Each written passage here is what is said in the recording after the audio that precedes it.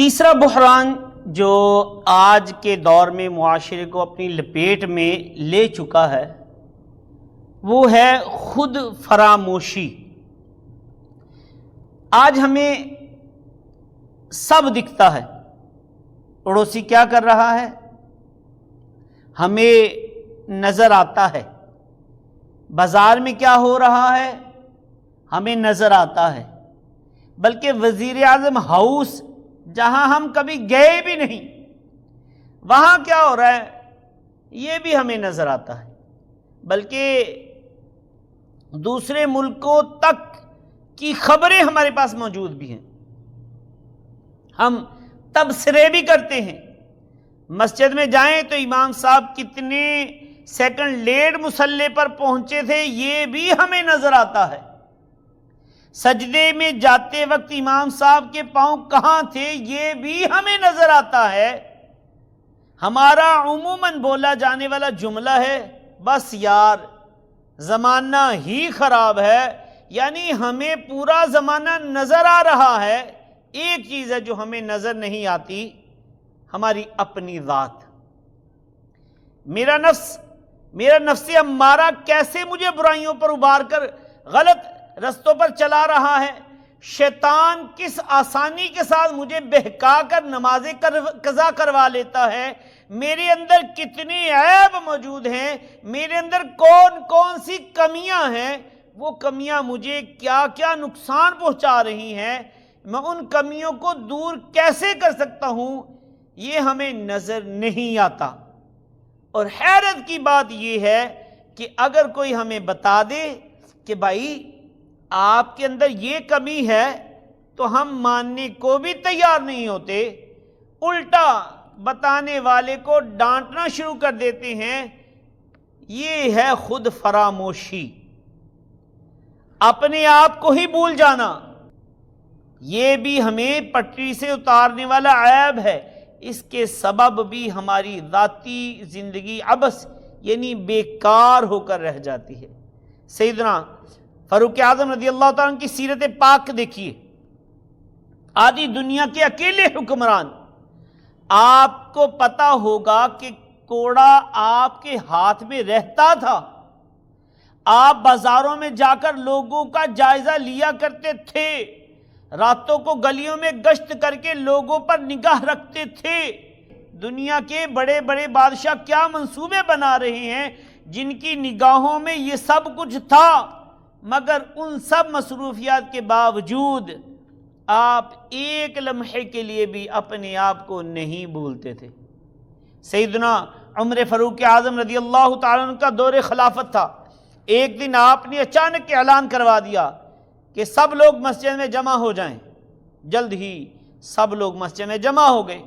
اب سیدنا فاروق اعظم رضی اللہ تعالیٰ عنہ ممبر پر تشریف لائے، آپ نے اللہ پاک کی حمد و ثنا کی، پھر فرمایا اے لوگو میں نے اپنے آپ کے متعلق غور کیا تو مجھے یاد آیا کہ ایک وقت وہ بھی تھا جب میں اپنی خالہ جان کی بکریاں چراتا تھا، ان کے لیے کنویں سے پانی نکالا کرتا تھا، میرے اس کام پر میری خالہ مجھے مٹھی بھر کھجوریں دیکھ دیا کرتی تھی۔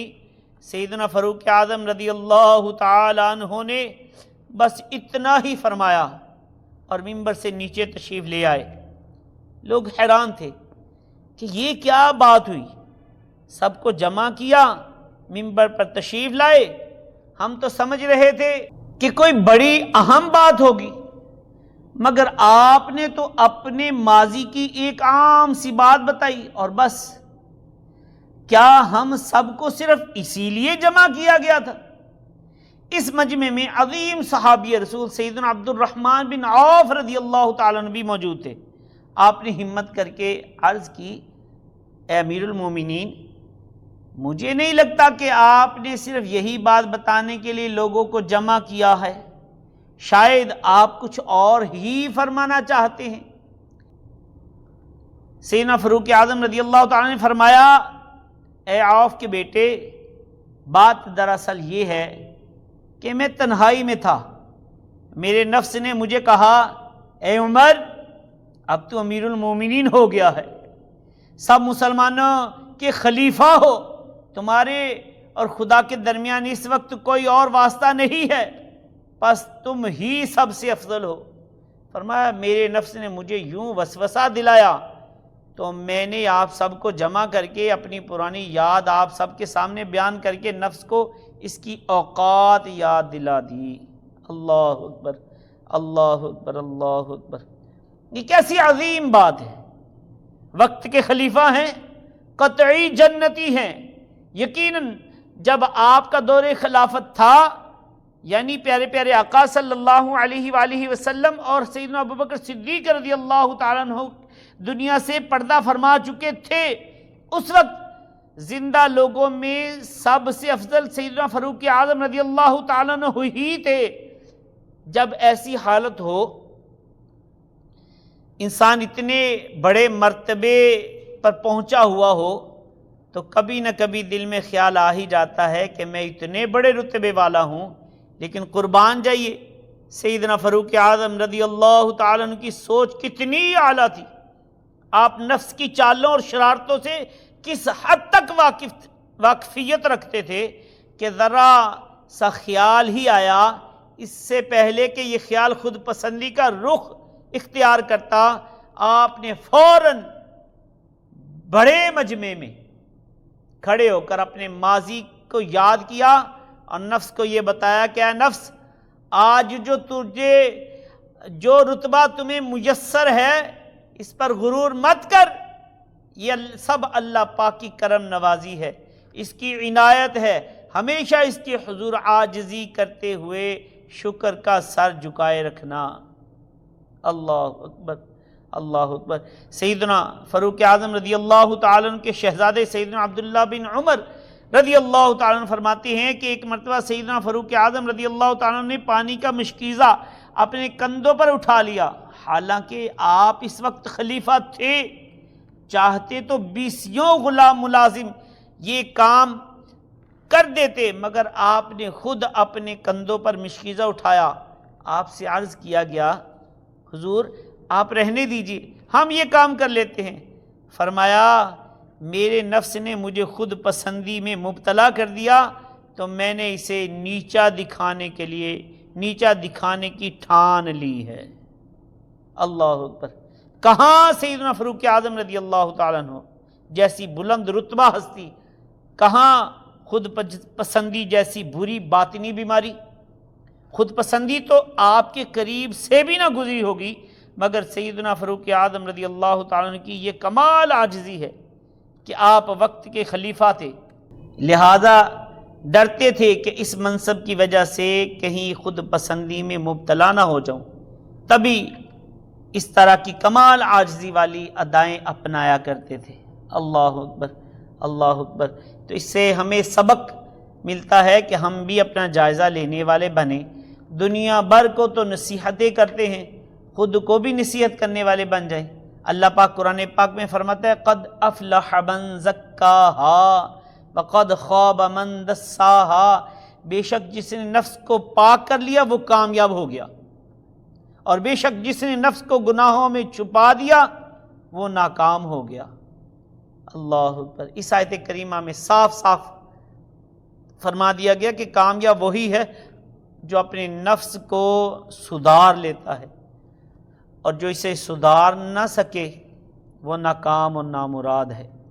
صحابہ کرام علیہم رضوان کا ایک لشکر جنگ سے واپس آیا تو اللہ پاک کے سب سے آخری نبی مکی مدنی صلی اللہ علیہ وآلہ وسلم نے ان سے ارشاد فرمایا خوش آمدید، تم چھوٹی جنگ سے بڑی جنگ کی طرف آئے ہو۔